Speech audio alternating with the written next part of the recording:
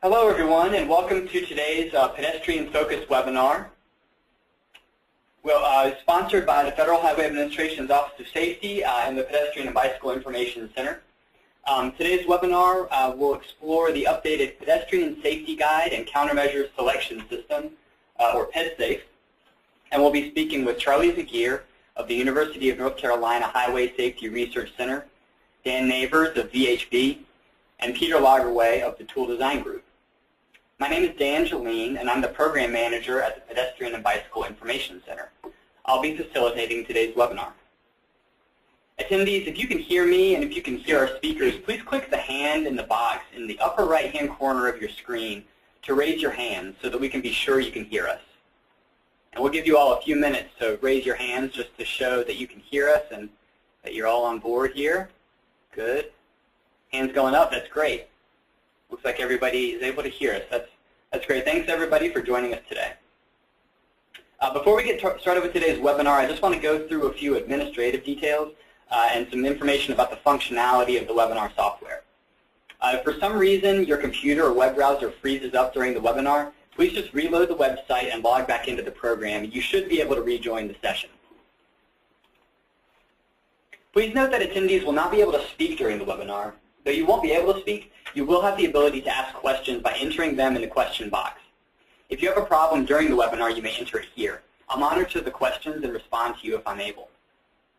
Questions pertaining to the presentation may be asked at any time in the question box, but will not be addressed until the end of the program, when we've built in about 20 minutes for a discussion period. Please feel free to ask those questions as we go along, and we'll get to them after the presentation. And as an attendee, you have a control box in the upper right-hand corner of your screen that collapses and expands by clicking the double arrows. Also, when you exit the webinar today, there's going to be a very brief survey that will pop up. We would appreciate your feedback on our performance. Following today's webinar, you'll also receive a follow-up email. The email is going to be sent about 2 hours after the presentation and will include a link to download a printable certificate of attendance for 1.5 hours of instruction. If there are multiple attendees at your site, please forward this link to the other participants so that they can download and then print the certificate with their name. The email will also include a link to the website where you can download a PDF copy of the slides from today's presentation. We'll also be posting a video archive of the presentation 1 or 2 weeks after the webinar. The webinar has also been submitted and approved by the AICP for 1.5 CM credits. The Road Safety Academy, the training and education arm of the UNC Highway Safety Research Center, is a registered provider of CM credits. For more information on the Road Safety Academy, please visit www.rsa.unc.edu. Just before Charlie Zagier takes over and begins the presentations today, I wanted to let everybody know the big news that is pertaining to today's webinar is that the new PEDSAFE guide, which has been updated, which you'll hear about today, is now available online. And the link is right here on the screen. We'll share this a few other times during the webinar, but we wanted to make sure everyone had a chance to copy it down.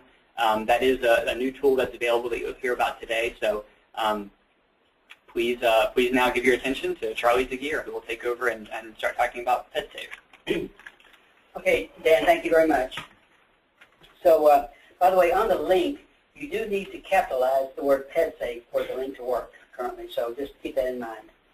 So what I'd like to do today is to start off by giving a little overview of PEDSAFE, its purpose, which is basically to assist transportation professionals and engineers and planners in particular to make effective use of some of the roadway-related countermeasures treatments that affect pedestrian safety and mobility, and to also offer a wide range of resources and other information to assist in making these improvements. So what we're calling PEDSAFE 2013, the new version, is primarily a web-based resource. It is an update from the September 2004 version, and this version is primarily web-based. There's not going to be really a printable guide. Some of the features included in the new PEDSAFE include, we now have 67 specific engineering treatments. Essentially 19 of these are new from the previous version. We've incorporated the latest information on research, an updated crash countermeasure matrix. We have many different links to other websites and resources. We have a new tool, which we're going to talk about in a minute, on countermeasure costs. We have a total of 85 case studies or success stories. Some of these were updated from the previous version, and we have about 24 new ones. And we have an updated version of the expert system tool, which we're going to talk about in a minute. Okay, so for today's presentation, here's sort of the overview. We're going to talk a little bit about the background of the pedestrian safety problem, talk about pedestrian crash characteristics and how those play in terms of coming up with selecting countermeasures, talk about data analysis and ways to do this. Then we're going to give an overview of the 67 countermeasures, and then talk specifically about the 19 new ones. That's going to really be the focus of most of the presentation today. Next, we're going to cover the expert system tool, and then talk a little bit about the case studies or success stories. Okay, some of the features of PEDSAFE 2013 is that we've incorporated sort of the latest from the METCD and national guidelines since 2004. We've included a lot of the best practice information that we've learned from different agencies. We've also included information. We have a new guide on summarizing the safety effects of different treatments. And you see the word CMFs in parentheses. That stands for crash modification factors. Many engineers need to know the effects of these treatments on pedestrian crashes. And so for those of you that deal with this kind of information, a crash modification factor corresponds to the crashes expected after the treatment is implemented. In other words, if you have a treatment that reduces 10% of your pedestrian crashes, there will be a crash reduction factor of 10%, and a crash modification factor of 0.90. In other words, 1 minus 0.10 is 0.9. So we're going to give CMFs wherever those are available. We also have an updated resource on countermeasure costs. And this was a resource developed by going to websites and resources from 40 different states to get the costs that they spend on different roadway countermeasures for pedestrians and bicyclists. And we have linked this countermeasure cost information to each of the pages of the appropriate PEDSAFE case studies, treatments, the 67 treatments. We also have about 24 new case studies on pedestrian treatments that have been implemented around the U.S., and we call them success stories. And we have many dozens of new links to updated and new resources on pedestrian safety. We also have expanded and updated our pedestrian expert system, which we're going to talk about in a minute. And we've made this web tool compatible to other electronic devices like smartphones. Okay, so as we get into this, one of the basic concepts that we are going by is that streets and roads should really be designed to be reasonably safe for all kinds of road users, not just cars and trucks and buses, but also pedestrians and bicyclists. And this is a premise that we really feel strongly about. In order to do that, we need to look at some of the crash issues that we have. For example, we still have about 4,000 pedestrians killed in our country every year, which represents about 13% of all traffic deaths. It's much too high. We want to get this number to 0. The rate of pedestrian deaths is about 1.33 fatalities per 100,000 population. And we also have about 60 to 70,000 pedestrians injured every year. Many of these are severe, permanent, lifetime injuries. We know about some of the national trends. We know pedestrians more at risk are children, seniors, people with disabilities, and other groups. Minority groups is another one. We know that vehicle speeding is a serious issue. We know that the chance of a pedestrian dying is close to 85% if struck by a high-speed vehicle traveling at 40 miles an hour if we can do something to reduce the speeds on streets to 30 miles an hour, for example, then if there is a collision, then the chance of survival is at least 50-50. If we get the speeds down to 20 miles an hour, the chance of survival is about 95%. So speed is a big issue. We also know that many of the roadway features that we currently have out there are deficient in terms of accommodating safe pedestrian travel. Lack of sidewalks, high traffic volume and speeds, greater number of lanes, especially 4 and 5, 6-lane roads, lack of a raised median island on multi-lane roads. And we have many bus stop locations that are not really equipped to provide for safe pedestrian crossings. These are all factors that contribute to greater numbers of pedestrian deaths and injuries. We also know some of the key trends that are partly responsible for pedestrian crashes include distracted pedestrians and drivers, cell phones, text messaging, etc. Lack of adequate enforcement and education, the need for improved infrastructure. What we're showing next is sort of an illustration of some of the major categories of factors that interact to lead to pedestrian crashes. Most of what we're going to cover today will be countermeasures to address those factors in blue, the roadway environmental factors. But we also have, driver factors, vehicle factors, demographic, social factors, and pedestrian factors that all can contribute to causing pedestrian crashes.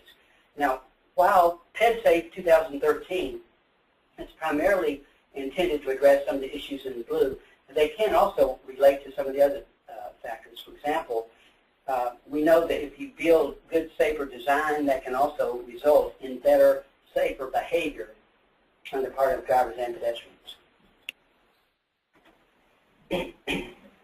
Okay, so this is the first page that you'll see when you go to PEDSAFE 2013.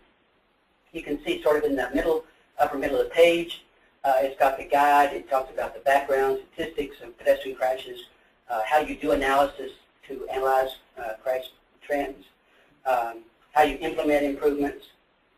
And then in the lower left, you have a section on the countermeasures, the countermeasure selection tool. So you can select among the 67 countermeasures of the ones that best fit your situation. It's got a countermeasure selection matrix, so you can select treatments based on the kinds of crash types and problems you're trying to address. Then case studies. I mentioned the 85 case studies. You can click on that, or other resources and guidelines. Okay, so before we apply countermeasures and select them, we need to really have a good understanding of what are the crash problems, where they occur. Are they happening at certain intersections or corridors or neighborhoods? Because we really need to be able to pinpoint where the roadway crashes are clustering. And then that allows us to go into the next level of detail to analyze the crash types. Are they involving mid-block crashes, or walking along roadway, or vehicles turning left or right at certain intersections? Are they nighttime crashes? So after knowing where the crashes occur, we analyze to determine the types of crashes which can lead us to selecting the right countermeasures. Okay, so what I'm going to do next is I'm going to quickly run down and mention a listing of those 67 countermeasures. We have them classified by different categories. Now, the ones that you see listed in bold, those are the ones that are going to be, those are the new countermeasures of the 19 new ones that I mentioned to you. And those are going to be the ones that are going to get the most attention in this webinar today. It's not that the others are least important. It's just that they're the new ones, so we decided to focus on those for today. So in terms of how you can reduce crashes involving pedestrians walking on roadway, we talk about sidewalks, walkways, street furniture. For crossing locations, things like curb ramps, marked crosswalk enhancements, curb extensions, crossing islands, lighting, parking restrictions, overpasses. And you can see the three new ones: automated pedestrian detection, leading pedestrian interval, and advanced yield or stop lines and signs. Okay, and under transit, we've added access to transit issues, bus bulb-outs, and on roadway design, all these were in the previous version of PEDSAFE. Bike lanes, road narrowing, road diets, driveway improvements, raised medians, one-way, two-way streets, improved right turn slip lanes. Under intersection design, roundabouts, modified T-intersection, intersection median barriers, curb radius reduction, and then two of the newer ones is skewed intersections, where intersections don't cross at 90 degrees. Those can really be problematic sometimes. Complex interchanges, single point urban interchanges, for example, or even diamond or cloverleaf. So how do you deal with pedestrian issues on these types of situations? Now, this list of traffic calming measures, I won't read all these, but these have all been included in the previous version of PEDSAFE. Many of you are aware of these. Everything from chokers to canes, mini circles, etc. The traffic management measures, diverters, street closures, left turn prohibitions is one of the new countermeasures we'll be covering today. Under the signs and signals, just the basic signals, pedestrian signal heads, right turn red restrictions were in the previous PEDSAFE. The newer ones are advanced stop or yield signs and markings, left turn phasing, in other words, separate left turn phasing, pedestrian push buttons with appropriate signal timing, the pedestrian hybrid beacon, sometimes it's called the hawk signal, rectangular rapid flashing beacon, or the RRFB, and PUFFIN crossings that we'll be explaining in more detail in a minute. And finally, we have a sort of an other measures category, and everything from school zone and speed monitoring, on-street parking enhancements that'll be covered. Now, we do have a little bit on police enforcement and driver and pedestrian education, but we don't go into a huge amount of detail in PEDSAFE on those. We have automatic enforcement systems that we covered today, pedestrian malls, and some of the other new ones are work zone measures, railroad crossing treatment, shared streets, and streetcar planning and design. So with that, I'll turn it over back to Dan. We're going to now hear from, we're going to switch gears a little bit. That's a good intro from Charlie. Now what we're going to do is hear from Pete Lagerway.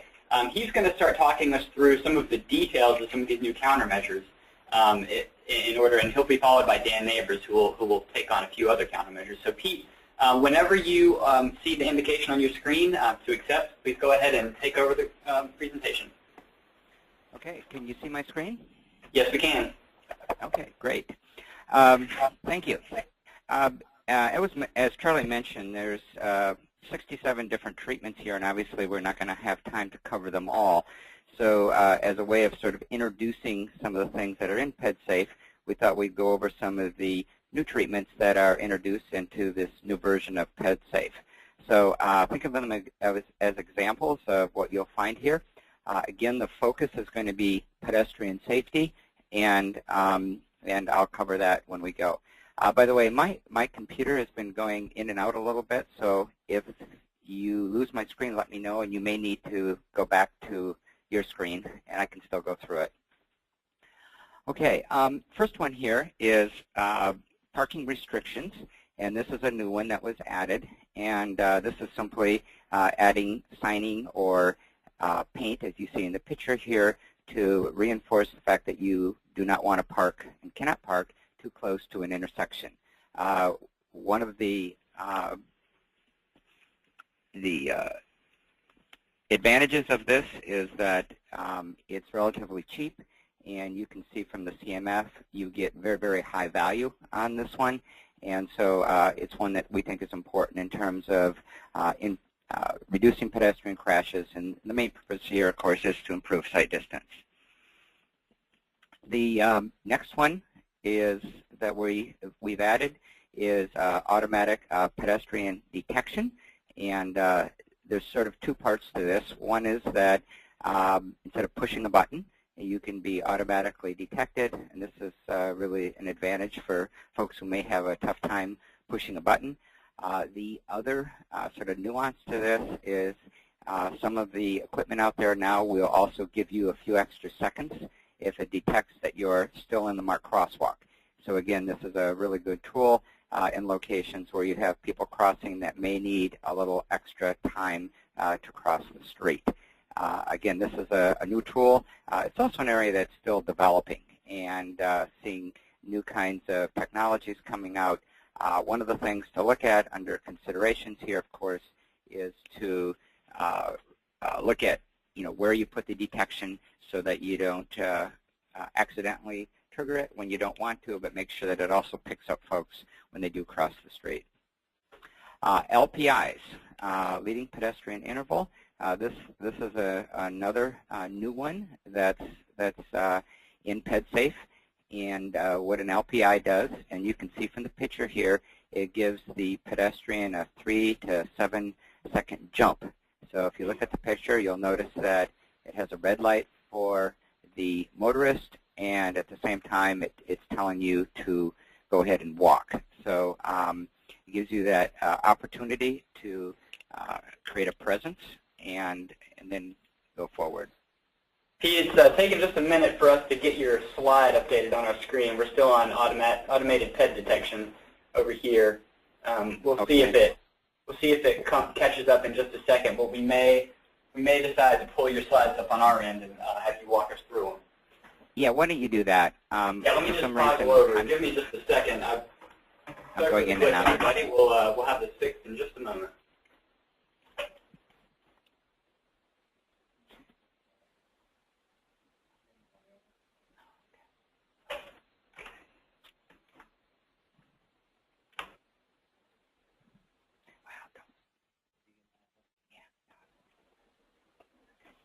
All right, Pete, what I'm going to do is just give myself the computer screen back, and then we will, I'll pull up your LPI slide, and we'll go there. Okay. So you're on the first LPI slide? Yep. Okay, great. Just a second, and I'll pull it up.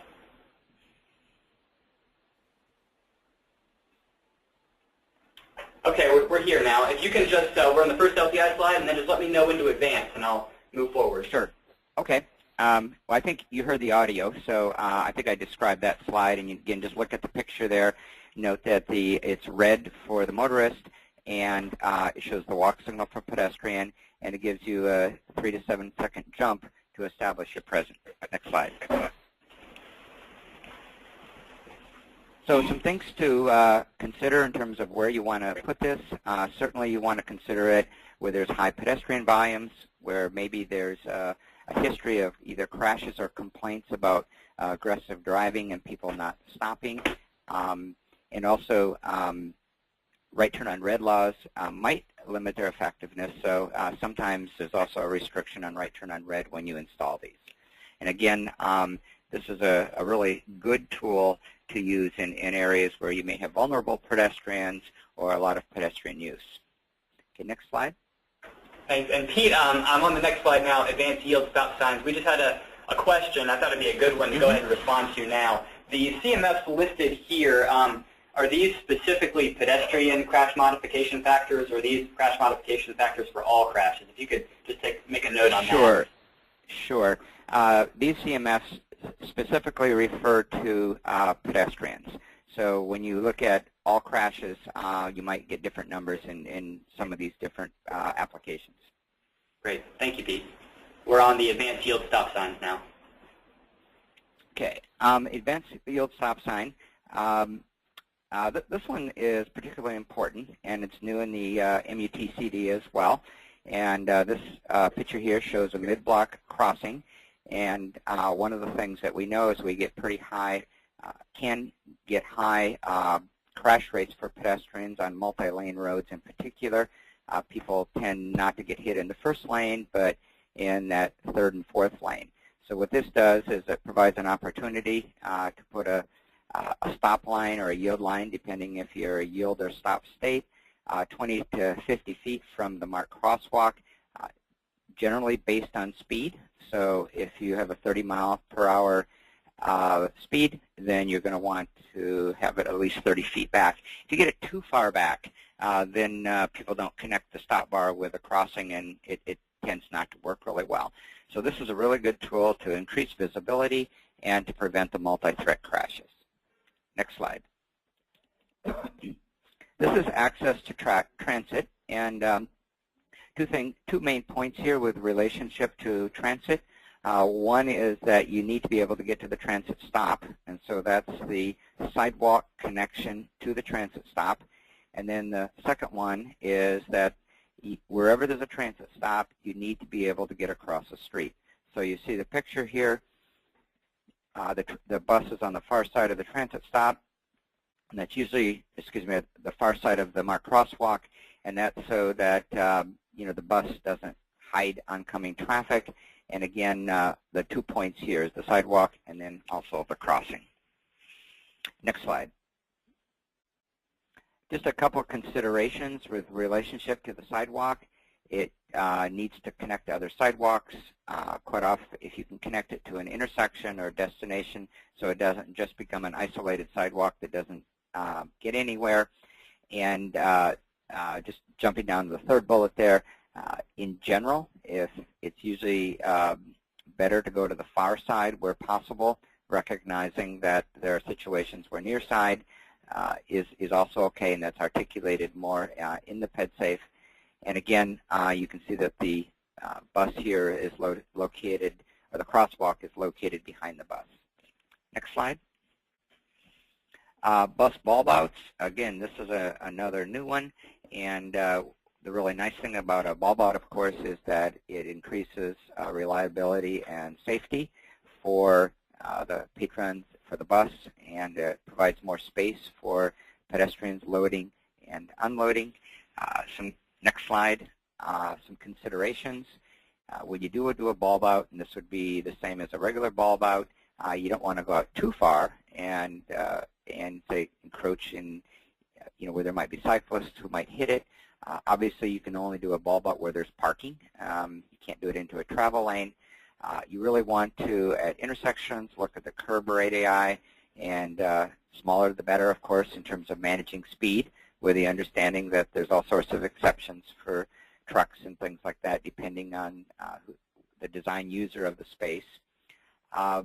Bulbs also provide space for other amenities, and again, you can see the picture there. So again, a lot more detail, going through it fairly quickly, but again, this is one of those new treatments that's in the manual. Next slide. Skewed intersections. This one is particularly important. What's really nice about this particular treatment is that we're saying where you don't have a 90-degree intersection, and you can see the picture there, the intersection's rebuilt to bring it to 90 degrees, and it really benefits all users.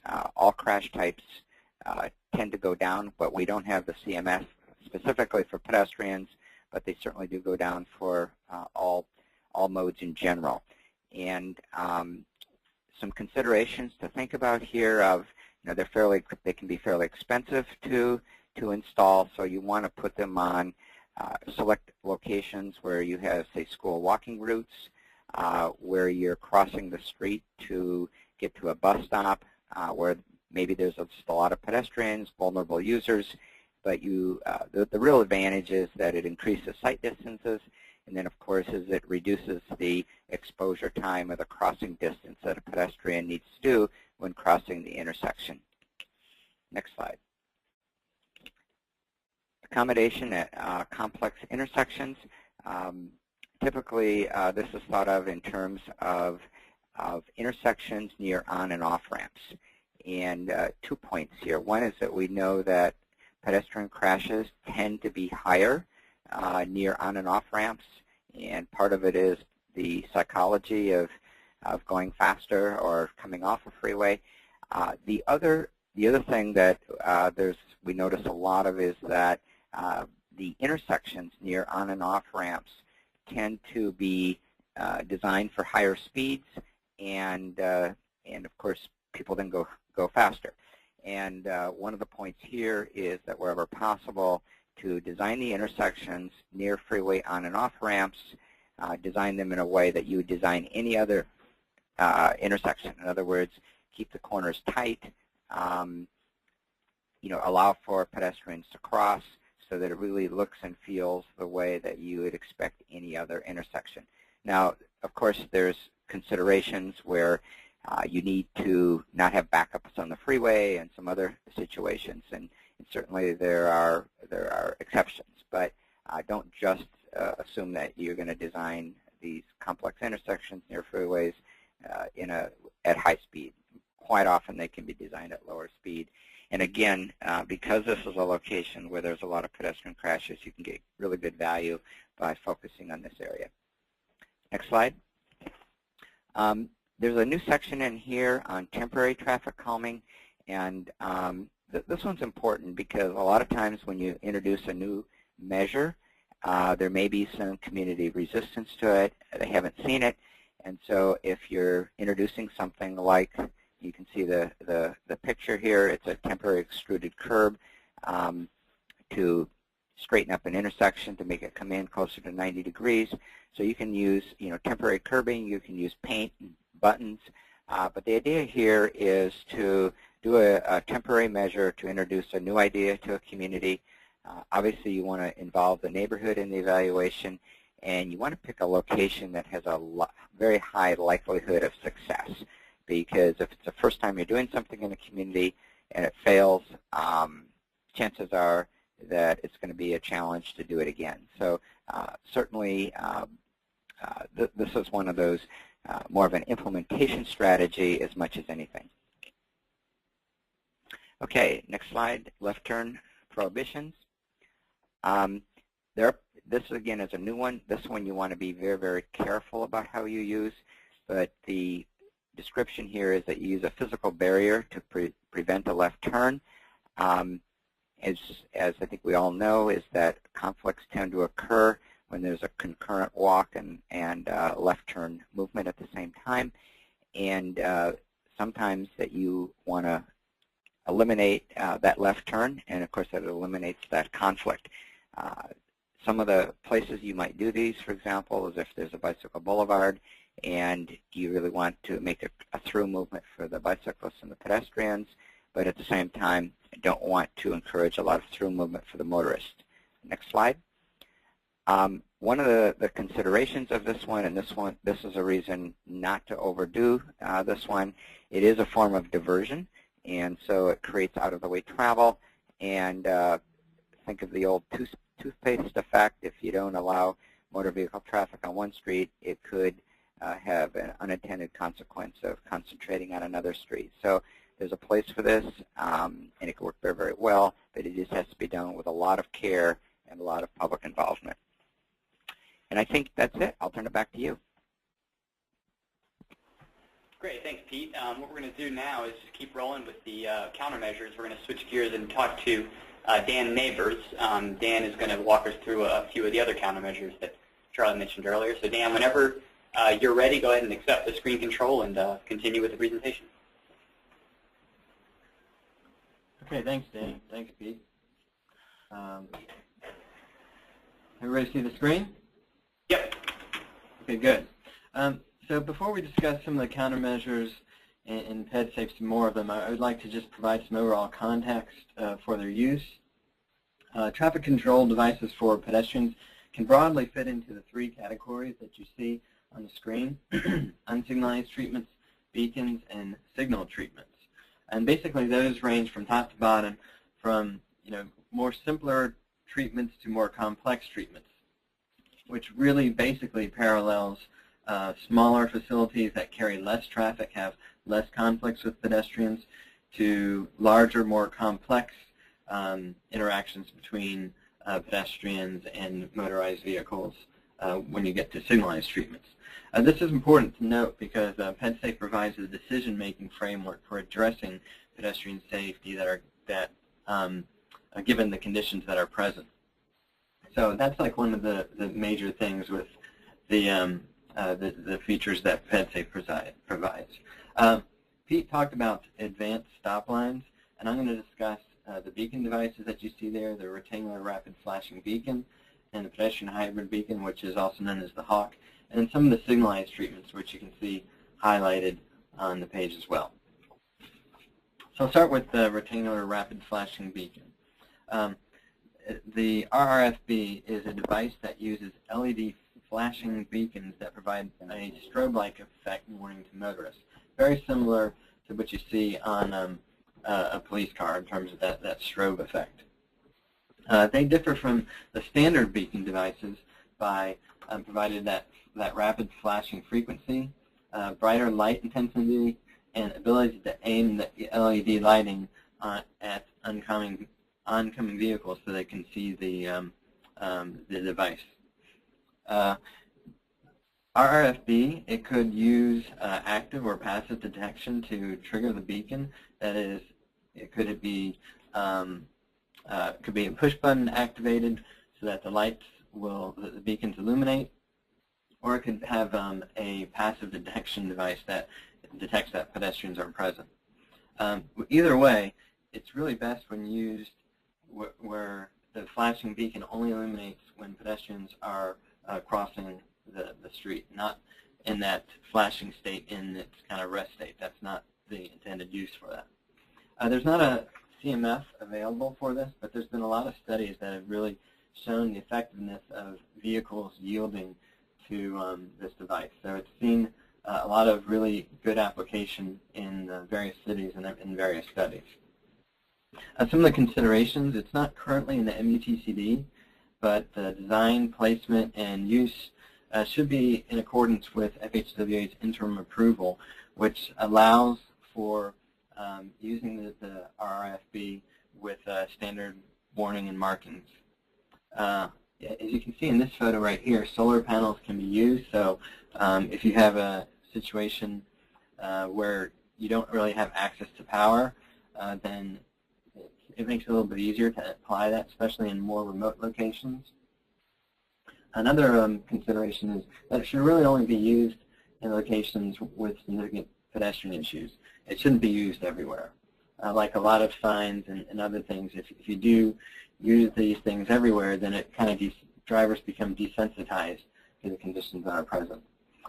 It's less well suited for multi-lane roadways, as you can see in this photo here. That's actually a 2-lane roadway with a median, because on multi-lane roadways you still have that multiple threat condition where if you have a vehicle stopping for pedestrian crossing, there might be a vehicle that's passing that vehicle that stopped for the pedestrian to cross, and that's that multiple threat condition. So it's preferred on the 2-lane applications.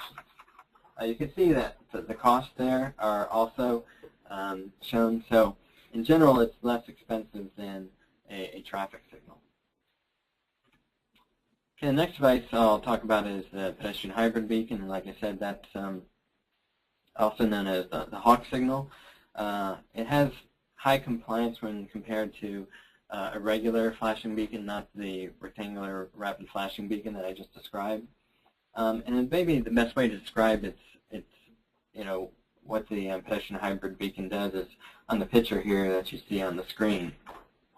In its steady state, it's in a blank-out condition for drivers. You see on the left that shows what drivers see, and on the right side that's what pedestrians see. So drivers will see a blank-out 3-section signal head, and then pedestrians will see a raised hand, don't walk sign. And then what happens is when a pedestrian pushes that or is activated by a passive detection device, a yellow flashing beacon will illuminate, and the pedestrian still gets that raised hand. And then it goes to a solid yellow, which the motorist sees, and then the pedestrian still has that raised don't walk. And finally, it goes to a 2 signal heads on the top that are illuminated red, which indicates the drivers are to stop. And that's when the pedestrians get the walk. When the pedestrians have that clearance interval, which is, it could be a countdown signal as well, that's when it goes to this wigwag state where it flashes back and forth between, it does the red flashing. And that means that drivers can proceed with caution if there's no pedestrians in the crosswalk. And that's when, again, when the pedestrians get that countdown signal. And then it goes back to its steady state where it's blank out for drivers and it's a raised hand for pedestrians. And the purpose is really to assist pedestrians in crossing the street. Now there are CMFs in the CMF clearinghouse for this, and you can see for all crashes the CMF is 0.71, so that shows a reduction for all crash types, that is. And then for pedestrian-specific crashes, the CMF is 0.31. So it has very good experience when it's used in the right application. And some of the considerations for the right application are, again, I did mention this, to use active or passive detection. There could be push buttons, or it could be some sort of video or infrared detection that will indicate, that will start the signal or the beacon when pedestrians are beginning to cross. It may be appropriate where a traffic signal, a full traffic signal, is unwanted, because the thresholds in the MUTCD for a pedestrian hybrid beacon are much lower than it is for a full pedestrian signal, as low as 20 pedestrians per hour. It's really based off of the length of the crossing, the number of pedestrians that are crossing, and the volume of conflicting vehicular volume. But again, in general, the thresholds are lower than for a full signal. This addresses a multiple threat crash, because what the signal does is it tells the driver that you need to stop for pedestrians that are crossing. So that sends a clear message, and the results show that drivers understand that message. It can be used at intersections. Right here it says at corners and mid-block locations, and the guidance in MUTCD, it has to be at least 100 feet away from an intersecting street or driveway. And it's been successfully deployed in many locations, and more jurisdictions are employing this. You can see there's just a few successful deployments that have been throughout the U.S. And it could be as low, the cost as low as $21,000 approximately to almost $130,000. So the next device I want to talk about is really, I want to talk about left turn phasing and how that affects pedestrian safety. And there's three different potential conflicting signal left turning phases I want to describe. First is permissive, and that's when the vehicles will see a green ball indicating that the vehicles can turn left when there's no opposing traffic. And what that means is that not only is the opposing vehicular traffic in conflict with that left turning vehicle, but also the pedestrians on that parallel crossing. A protected permissive phase is one in that there's the phase for the left-turning vehicles is protected for a time, meaning that they have a green arrow where there's no conflict. But part of it, it's permissive, much like what I just described. There's that conflict between vehicles approaching and then pedestrians on that parallel street crossing.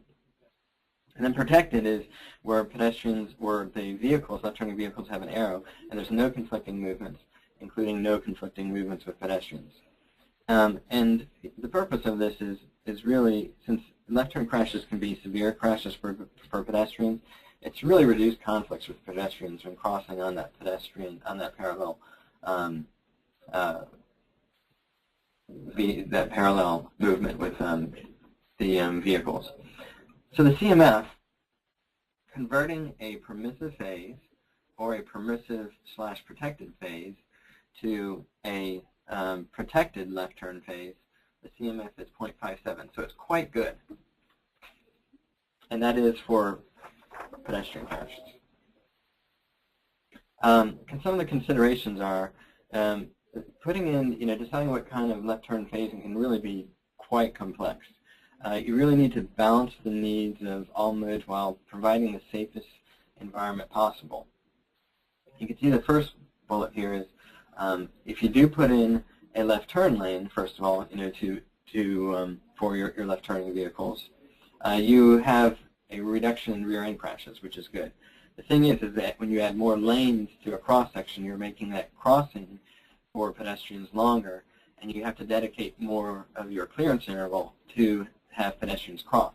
So you have some competing things that you have to look at and evaluate when you're looking at putting in that left turn lane. Protected left turns impact intersection safety by, if you're putting in that protected only phase, you have a longer cycle length because you're adding a phase basically to the signal.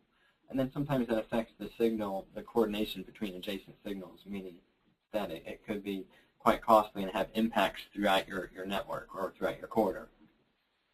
The protective permissive left turn only partially eliminates that vehicle-pedestrian conflict because, again, during that permissive phase, vehicles have that green ball, meaning they go when they see a gap in that opposing traffic, and sometimes they're more focused on that opposing traffic than they are pedestrians crossing on that parallel crosswalk. The protective permissive left turn can also create a yellow gap, which is basically occurs when the permissive movements in both directions. It goes from that permissive to a lead or a lag or a lagging protected movement in one direction. And what the driver sees is that they see that they're getting a yellow. And they might be led to believe that the opposing traffic is also getting a yellow too, but in fact that they still have a green. So they might be drawn into what's called this yellow trap. So that's like one of the negative things too about going for protected permissive. The cost range is quite a range because it depends on what kind of signal equipment you have there, anywhere from $8,000 to $150,000. If you're going to a protected phase and that's something that is seen as could be handled, you have to change the signal heads. You probably wouldn't have to change, you'd have to change the programming in the cabinet, but you wouldn't have to change the hardware, but you would have to change the signal heads. So it just all depends on what you're starting with and going from. But as you could see from the CMF, it could be quite useful for improving pedestrian safety. I'm not going to spend a lot of time on push buttons because I'm sure everybody is aware of push buttons. But basically, push buttons are detectors intended to provide pedestrians with the ability to activate a pedestrian signal. They have to be easy to reach for pedestrians that are intending to cross. They have to indicate which direction they're controlling. There's a sign, as you can see in the photo here, that to identify that crossing and identify the use. And there's also the option of having an LED to confirm the press, an LED light. And you can see on this photo here, it's really hard to see, but above that push button there's like a little, it looks like it's black, but when you push that it illuminates red, and it's kind of like an elevator button, so the pedestrian knows that they've kind of issued a call to the device. There's not a CMF available, but there's extensive information on their use or their application. The METCD has quite a bit of guidance, and you can see from the figure here, there's some placement guidance. Again, has to be conspicuous and convenient, and they have to apply to ADA standards. They are appropriate for actuated signals as well, and if a signal is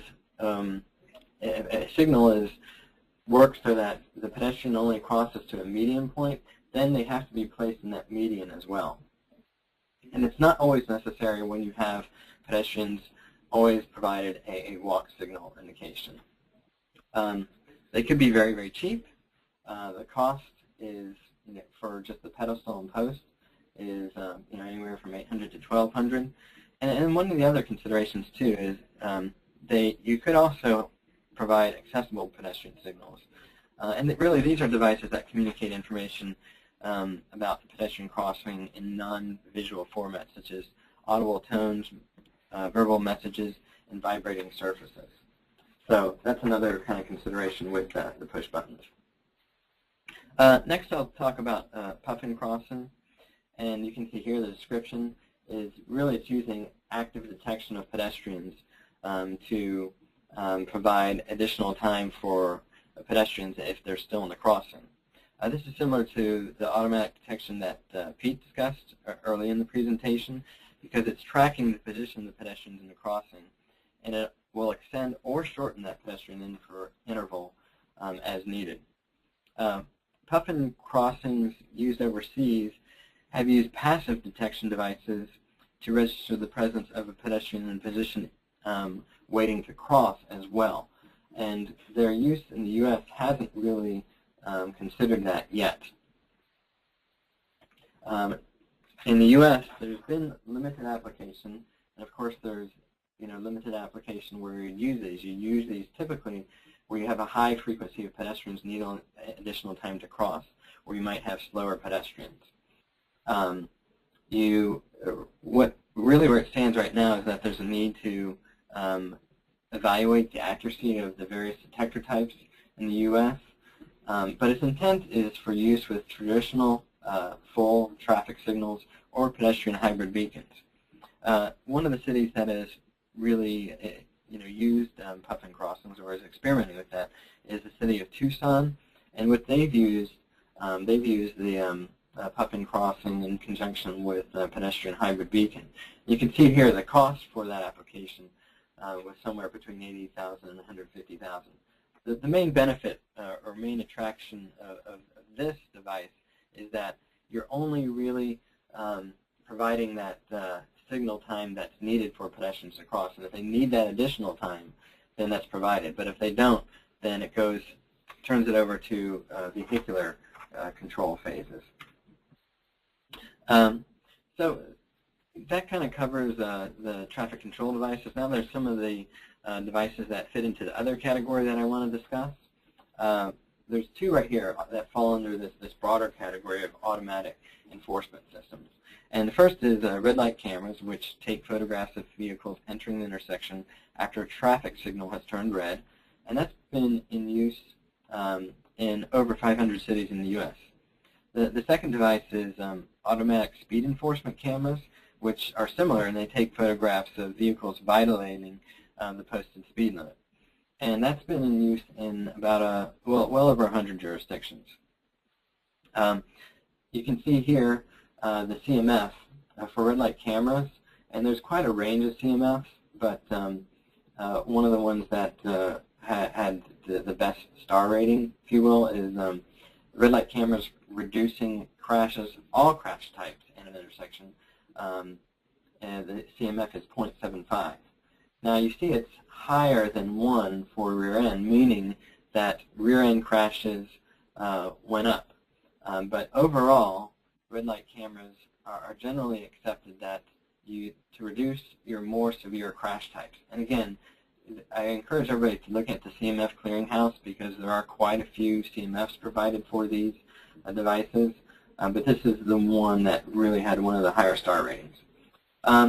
And then for automatic speed enforcement, you can see for all crash types, the CMF is 0.83.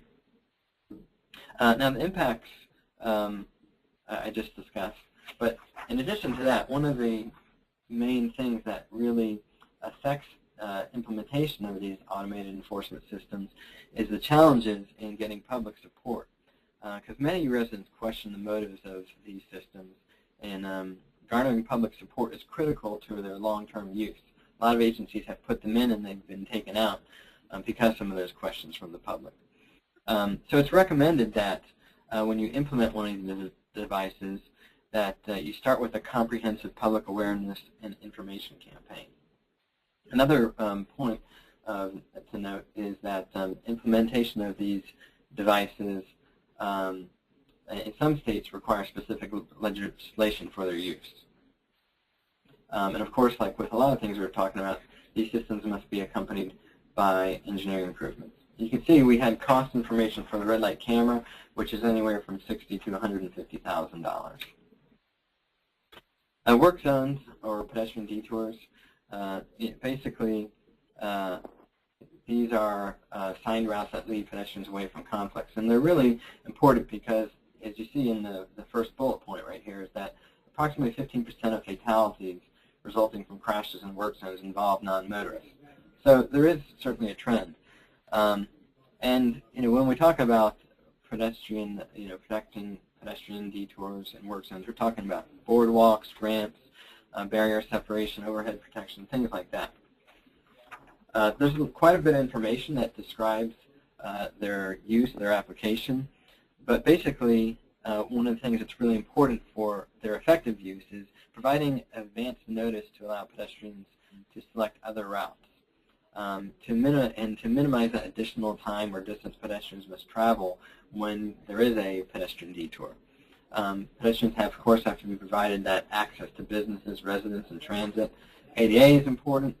Temporary lighting may be needed too if your diverting pedestrians or detouring pedestrians to an area that doesn't have adequate pedestrian lighting. And there's a few things that you can consult for additional guidance. One of them is this American Traffic and Safety Services Association guide that you see, and then the MUTCD as well. And costs, they vary widely depending upon site conditions. So it could be quite expensive if it's a large area, but it could be very, very minimal if you're just fixing a street corner or something like that. Now, some of your more broader other treatments that we'll talk about are pedestrian safety at rail crossings, and this is a very broad category. But basically, the description of what things we're talking about can be described in two terms: passive devices or active devices. You can see your passive devices are fencing, channelization, swing gates, and other things that are always present. Active devices are flashers, audible active warning devices, and things that are activated when a train is approaching the crossing. And of course, their purpose is to control or provide guidance at railroad crossings. There's so many different devices here that there's not really a CMF that's available for all of them. One of the things I will point out is that these have been in use for a long time, but it's important because the expansion of commuter rail service is really putting trains and pedestrians in contact with each other more.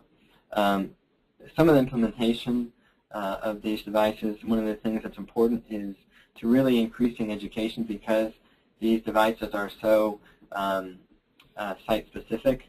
There's not like any one type of device that is, might be frequently encountered. There's like a wide range of them. So having public service announcements or putting information in the state driver education manual about specific devices that are used in a particular state is really, really important.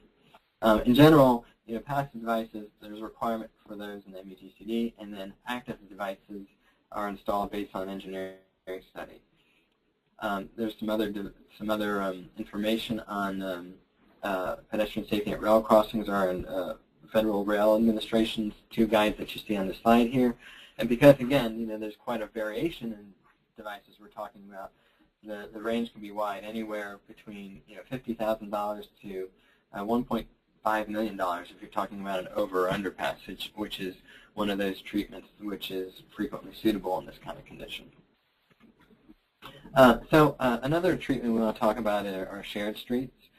These are also known as pedestrian priority streets, or in residential areas they're sometimes called home zones. But basically, this is an integrated space, as you can see in the description here, that balances the need of all users, especially non-motorized users. And motorists are encouraged to travel very, very low speeds on shared streets, anywhere from 10 to 15 miles an hour, and in some cases even slower than that. Some areas have instituted shared streets for certain times of the day, so they don't always have to be fully present, but sometimes those are also uses. And again, the purpose is just to encourage integration of all modes by creating public space that can be used for social and commercial activities, and all modes are going at a similar speed. That means pedestrians, bicyclists, and vehicles are all traveling at a similar speed. Sorry, let me back up there. There's not really a CMF for this, but some of the considerations for this, or rules of thumb, if you will, in this case, are, it's not appropriate for all streets. Obviously, this is for very, very low volume streets where speeds are low, vehicle speeds are low, and where there's a good mix of different modes, where you have a lot of bicycles and pedestrians present. It's not really appropriate where you don't have non-resident motorists, where you have a lot of out-of-town visitors, because they might not be familiar with what are kind of the rules of the road. And then on streets that have higher traffic volumes, since obviously vehicles, when they're on the road, they have they tend to take up more space. Then you don't want to use it on roadways where you have a volume of greater than 100 vehicles per hour. And these are just, again, rules of thumb for their good use. Keeping speed, vehicle speed is very low is in critical, and then like all the things we've been talking about, you must meet ADA standards. The cost of this obviously can be very, very high to retrofit a shared street, but if you're designing a shared street from the get-go, it's something that can be incorporated and really create a balanced environment for all modes. The final thing I'll talk about are streetcars. And basically, you can see the description and the purpose right here. Streetcars are intended to encourage transit use within cities and to provide a more livable neighborhood. Sometimes streetcars get mixed up with light rail, and when you're comparing them to light rail, streetcars really, they travel shorter distances between stops. They're shorter than light rail cars, and they go at slower average speeds. You can see this photo shows a streetcar in Seattle. Some of the considerations are making sure that you're locating the bike routes and other facilities for other modes. Obviously, it really changes the nature of the roadway by having this fixed rail service. But one of the benefits is when you do put in your streetcars, that it provides an opportunity to really create a more complete street design if you don't already have that. There's a lot of information on streetcars and different applications from Federal Transit Administration. And of course, as you might expect, the cost for a streetcar system could be quite high because it is quite an extensive change in the roadway, but it also is an additional service that you're providing for the community to help foster kind of more options for users. So that's all I had for the countermeasures that I was to discuss. So I'll turn it back over to Dan and Charlie then. All right, thank you, Dan. What we're going to do now is finish up with a few more slides.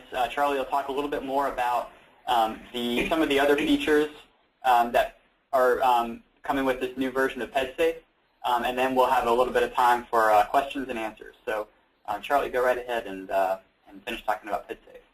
Okay, thanks, Dan. Okay, so what I'd like to do is to basically just say a little bit more about what's in the online guide.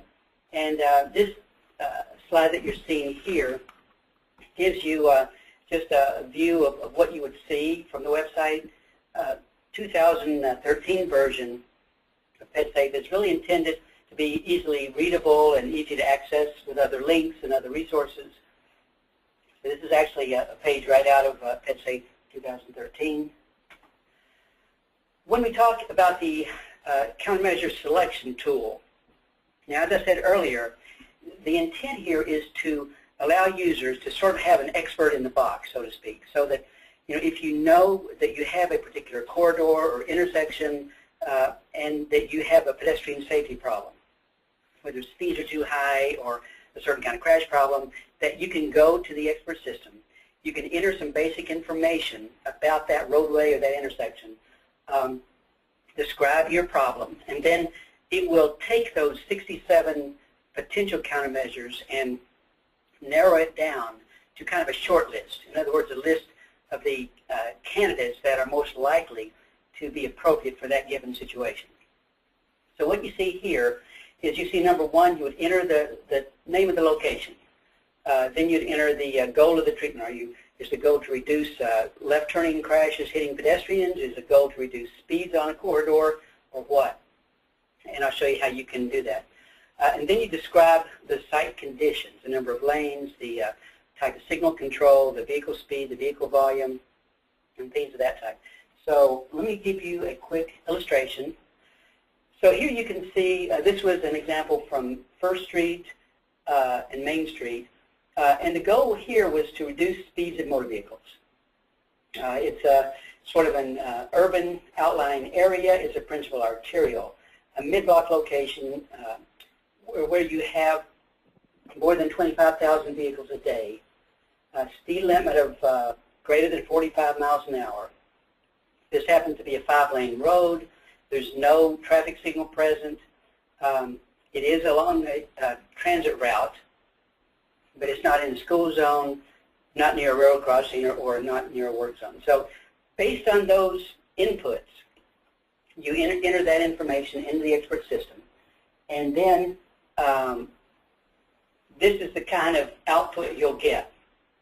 It'll say, here are some potential countermeasures to reduce vehicle speeds for the types of roadway that we described. I won't read all these, but so basically it took the 67 and it kind of reduced those down to the ones to consider more carefully as appropriate. And then obviously you have to take the specific situation into account, what's going on, do a site inspection, look at the crash information and other data, and so here's some candidates to choose from. So it's obviously fewer than the 67 that you started with. Okay, so now this illustrates how you would use what we call the crash type matrix. Remember the last set of slides we talked about sort of accomplishing a goal to reduce vehicle speeds. You can also go into the expert system with a goal of reducing a certain crash type. So you can see down the left side of the page, we have a number of different crash types: dart and dash, multiple threat, mid-block crashes, through vehicle crashes, turning vehicle crashes, et cetera, et cetera. Across the top of the page, you have categories of countermeasures. Whether it's traffic calming or roadway design or intersection design or signals and signs, et cetera. So you can see which grouping of countermeasures might be appropriate for addressing certain kinds of crash types. So what you would do in this case is, let's say that you have a series of crashes involving through vehicles hitting pedestrians crossing a wide arterial street. If you want to see the kinds of signs and signal devices that would be appropriate, you would click in the matrix on the matrix cell that you can see in blue, and then look at the top of the page. It'll show you some of the candidate countermeasures that would pop up. So for the types of signs and signals for addressing this crash type, you can see things like the hawk signal, the rectangular rapid-sized beacon, pedestrian traffic signals. So that sort of gives you a quick illustration of how to use the expert system. Okay, so now, say just a word or two about case studies. As I said, we have 85 sort of new or updated case studies, about 24 new ones, and we've updated most of the ones that were in the previous PEDSAFE, or many of those were eliminated if they were out of date. So we have 85 current updated case studies. So you can go in and click on a given kind of treatment, and then it will display some specific examples. You can see under driveway improvements, it mentions the 5th Street traffic calming and small town traffic calming examples. And then you click on one of those, and then that leads you to the details like you see here. So one of the 85 case studies is the Bridgeport Way corridor improvement. What you see here is the beginning of one of the write-ups. For each of the 85 case studies, it will identify not only the title of it, but what was the problem to begin with. What is a little bit of background on what was happening, what was going on, what was the crash problem or issue, or the safety issue, and then it talks about what was selected as a countermeasure, or in many cases multiple countermeasures were selected. And then it will give you sort of an outcome. In some cases, they actually did look at pedestrian crashes before and after, or vehicle speeds before and after, or conflicts. In some cases, they even got input from citizens or neighborhood groups on what they thought of the improvement. Some of the economic information, and then sometimes it'll give you a local contact person with a phone number that you can call to find out more. So usually there's about 2 or 3 comparable pages, what we say, in website form for each of these 85 case studies, and so you can read all about it, and all of them have a different story to tell. So it's not just a series of 67 countermeasures you might try, but it's also giving you some results of agencies that have tried one or more of these, and some of them in combination, as I said. Okay, finally, the question may be now, well, does PEDSAFE then provide all of the different answers to address all possible pedestrian crashes? And the answer is no. As we said before, PEDSAFE is primarily intended to describe engineering and roadway treatments to benefit engineers and planners. We do have a little bit of information on education enforcement, but essentially what we encourage agencies to do is to try to take the approach of towards zero death, that we don't want to be satisfied with a certain number of pedestrian fatalities. We want to work toward getting those numbers to zero. And to do that, and this is basically coming from some of the concepts that some of the European countries tried, in Sweden and some other countries. So they call it Vision Zero. So we want to really address all different kinds of pedestrian crash causes. And so to address the towards zero death concept, in fact, we gave a webinar on this a few months ago from the PBSC, but we really identified 8 different major goals. And I'm going to read the ones that closely are aligned with PEDSAFE. Number 1 is providing pedestrian-friendly geometric guidelines. And as Pete and Dan, described, there are a number of these PEDSAFE countermeasures that can address geometric features.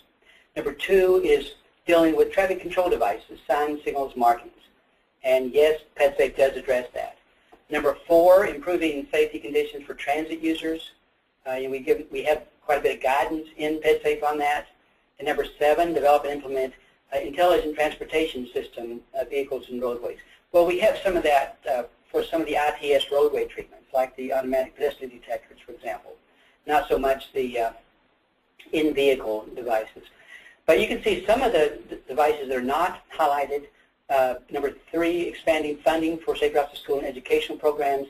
Number 5, promoting enforcement programs. Number 6, pedestrian visibility. We do have some information on roadway lighting, but not so much on the pedestrian being visible with reflective vests and flashlights. So some of these education and enforcement measures are certainly covered in a lot more detail in other sources, other websites and links. I'm going to show you some examples in a minute. And number 8, which is sort of the overview of how do you develop and implement a comprehensive pedestrian action, safety action plan. And there's a separate guide that was developed as part of this project for the Office of Safety, Federal Highway Administration, called How to Develop a Pedestrian Safety Action Plan. It's a separate course and guide, and Dan, if anybody's interested, we can send them the link to that document. So, as I said, PEDSAFE certainly has a lot of resources and tools to guide in at least half of these 8 priorities for towards zero death. And there's some other spillovers into some of the other areas. Okay, so this is an example on the next slide of some of the resources available to address directly some of the engineering treatments.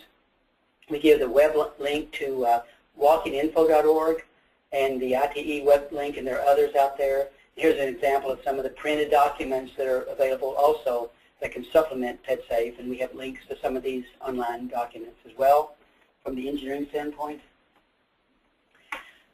We know education programs are an essential ingredient in hoping to change behavior by pedestrians and motorists to be more to more safely negotiate the roadway system. The one on the lower left is educating pedestrians on the fact they need to be visible to motorists, particularly at night. We have programs from the National Highway Traffic Safety Administration, many good resources like Walking Through the Years, Pedestrian Walk Safely. We have localized education programs like from the Miami-Dade, MPO like Walk Safe Miami, the National Center for Safe Routes to School, and many different groups that really have a lot of excellent resources on educating pedestrians and motorists to help reduce pedestrian crashes. And certainly the other E is enforcement.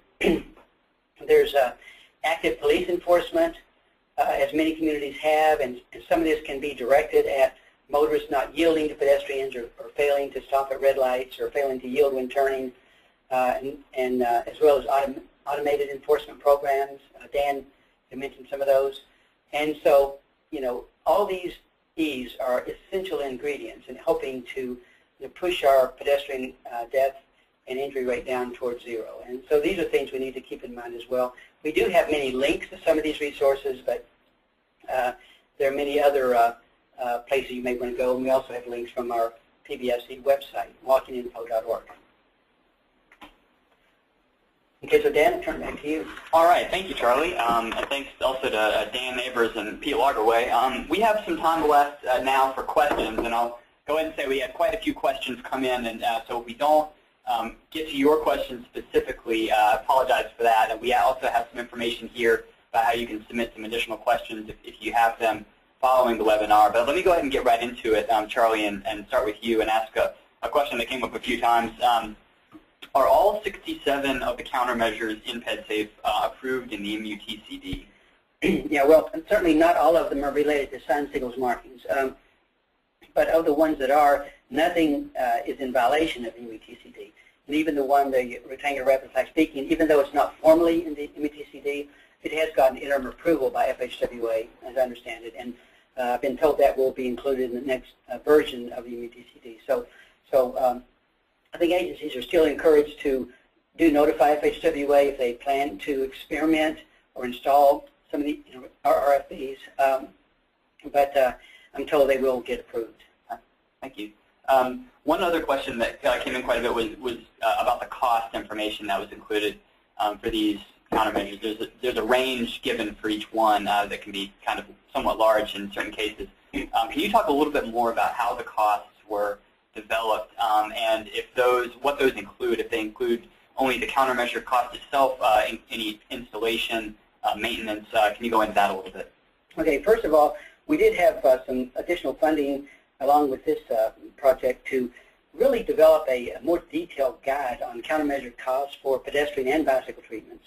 And so essentially that involved going to websites and sources in 40 of the 50 states, gathering the best and latest information available, updating those all to recent 2011, 2012 costs. And it primarily includes installation costs. There's labor and materials. In a few cases, we may have had some maintenance information, but usually that's an additional cost that would have to be added. The reason why there's such a large range in costs for some of these countermeasures is because costs do vary. Things like curb extensions, really the cost varies quite a bit, based on drainage issues and the type of design, how many legs of the intersection will be implemented with curb extensions. And what it does not include in these costs is costs for purchasing right-of-way. I mean, obviously that's an unknown cost that will depend very much on whether new right-of-way is needed or in some cases it's already existing. The next question, and really these are offered up to any of the presenters, so if Dan or Pete, you have thoughts on this, please jump in. The PEDSAFE, a lot of the issues, a lot of the treatments might be, people may think it's more of an urban or maybe suburban application, but can you talk about how PEDSAFE can be applied in rural areas as well as urban and suburban locations? And Dan or Pete, feel free to jump in there too if you like. Sure. I think there's maybe divided into two different areas of thought. One is the basic principles, and then the other is the specific design treatment. Certainly when you think of the kinds of things that may cause crashes, I think you're going to find a lot of similarities. So look at speed management, look at predictability in terms of where to expect pedestrians, where to expect motorists, look at things like number of lanes, those kinds of things. I'd start there, and then obviously a lot of the treatments like with signals and some of the things we went over would not be rural, but I think you just have to sort of cherry pick those items that fit into rural areas and use those. But I don't think the basic principles change all that much in terms of what the issues you want to address. All right, thank you, Pete, for that. We had some more questions come in specifically related to different countermeasures, some of them which were mentioned in the presentation.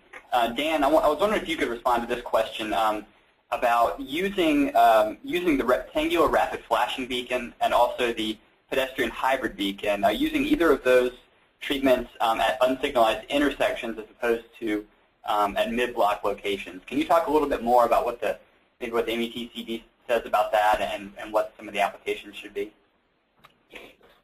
Sure. Well, I'll first start talking about the pedestrian hybrid beacon, because that is in the MUTCD where the rectangular rapid flashing beacon is not yet, like Charlie and I had said, that is something that has been granted experimental permission from FHWA. So with the pedestrian hybrid beacon, it's been used in a few applications, but it is allowable in MUTCD in proximity to intersections. What they say in the MUTCD is it can't be used within 100 feet of an intersection or driveway. So some of the applications have been on one side of an intersection or close to a major driveway or things like that. So there is the ability to use that. With the rectangular rapid flashing beacon, again, that's something that's in experimental stage right now, but its most, I think, frequent use has been in the at mid-block locations. I know that some of the more recent studies have shown that, and I'm sure if Pierre or Charlie, you have any other ideas of where it might have been used at intersections. Yeah, I mean, I think agencies make that choice, and I have seen some applications at intersections, and obviously the pedestrian hybrid beacon has been used at intersections, even though, as you say, it's not currently allowed in UBDCD. I think the National Committee on Uniform Traffic Control Device may have recommended that the pedestrian hybrid beacon be considered, for use at intersections, and I'm not sure that's been accepted by FHWA yet, but it is under consideration. I think agencies do have problems at intersections where they have used actually both of those devices in the past. Okay, thank you. Dan or Pete, if one of you could respond to this question. We had a question come in about getting into more of the specifics about automated pedestrian detection in terms of what are the sorts of technologies available for automated ped detection, and whether or not any of these could also be used to possibly generate pedestrian counts and generate volume information. Any thoughts on that? Well, I can start with that. Is that there's been I guess there's three major types, which are the video detection, infrared, and I'm forgetting the third one. But the video detection seems to be the more reliable. It also is the more expensive, unfortunately. But I think that one of the major concerns with using the automatic detection has been the reliability. So I think you see more agencies kind of going towards that. Obviously, a lot of agencies do use video detection for doing counts. So there is that ability, but it requires some setup to do that, I guess, in combination. I haven't personally seen it used in combination where you're detecting pedestrians or vehicles, pedestrians and doing counts as well. But I'm sure there's an application out there. I don't know if Pete or Charlie, you have seen that. I've heard of it, but I don't have firsthand experience in that now. Okay, thanks for that. Going along with some of these countermeasures and some of the questions that came up, you talked about leading pedestrian intervals and how you might consider an exclusive pedestrian phase where volumes are higher than maybe they would be otherwise. Can you talk a little bit about certain thresholds that you might use to select a location for an LPI or even an exclusive pedestrian phase? I think Pete, you may have covered this one. Sure. I'm not aware of any thresholds that would give you a number, but I think just what I mentioned is that you want to look at crash data, you want to look at citizen complaints, and then you want to look at the user. Are there a lot of vulnerable pedestrians there?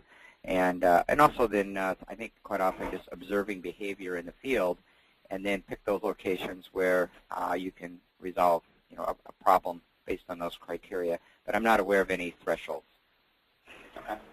Yeah, and just to add on, some of the research we did a few years ago on the different intervals did show that the exclusive pedestrian interval, we call it scramble timing, was most effective where you had thousands of pedestrians a day. Particularly in downtown locations with fairly low vehicle volume. The problem with the full protection is that can really increase delay for pedestrians and motorists, whereas the leading pedestrian interval, it seems to be a lot more beneficial in terms of not as great of delay to motorists and pedestrians, but still can really help protect the pedestrian from those turning vehicles. And as like Pete said, many intersections in some of the larger cities have a large number of pedestrians hit by right and left turning vehicles, and I think more agencies should consider the leading pedestrian interval because the costs are not excessive, and I think there's some real promising information out there that shows they can really improve pedestrian safety at some of these intersections. Okay. Great, thank you. One question, going back to the rapid flashing beacon, I think, Dan, it was you that covered this. There was quite a range of costs for the RRFB installation on that one. Can you talk a little bit about what the different options might be, why those costs might be so different? There was I think you provided a low end and a high end option for that. Yeah, sure.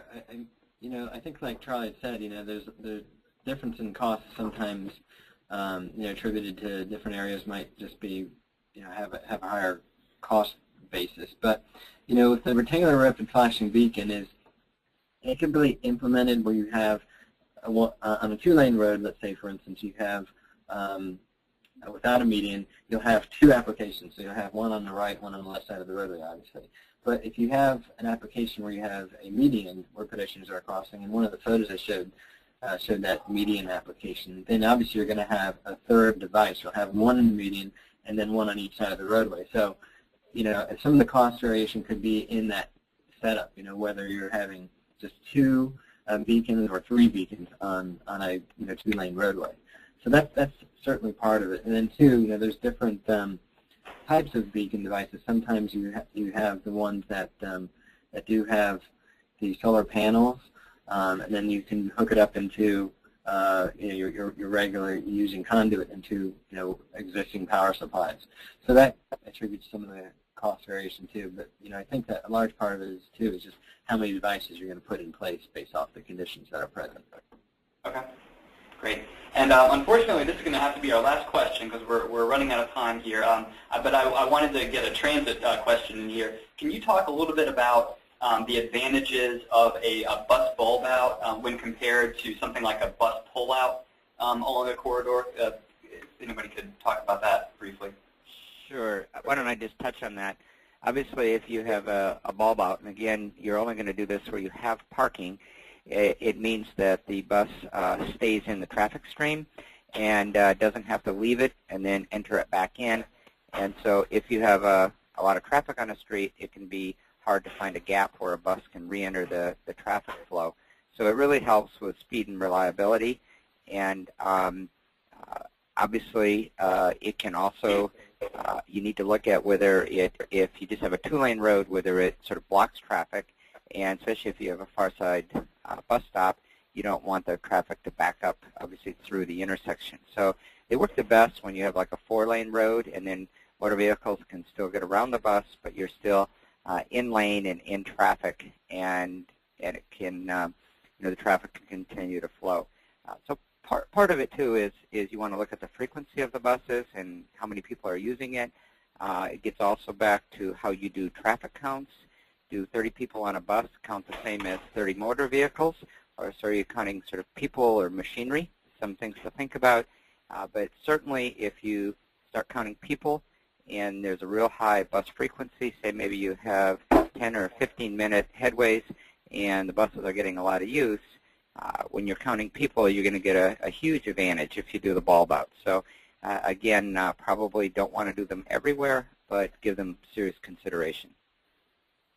All right, thank you so much, Pete. And unfortunately, that's all the time we have today for discussion. If we weren't able to respond to your questions, we hope that you'll be able to follow up with some of our presenters today or send a message to our general account. The information is listed here on the slide. Once again, a recording of today's program as well as the PDF copy of the slide presentation are going to be available in about a week at walkinginfo.org/webinars. You'll be receiving an email after the webinar, maybe this afternoon in a few hours. That'll have a link to where you can download your certificate of attendance and also the page where you'll be able to download the slides from the webinar today. There will also be some information in there about the CM credits for this webinar as well, if you're interested in that. And also, I want to remind everyone that a brief survey is going to pop up once you exit the webinar. We really do appreciate providing your feedback on our performance today. We use that information in planning future webinars, so please do complete that survey if you're able to. I want to say thank you again, once again, to our speakers, Charlie Zagier, Dan Neighbors, and Peter Lagerway. And thanks to all of you for attending today's pedestrian-focused webinar. Have a great day.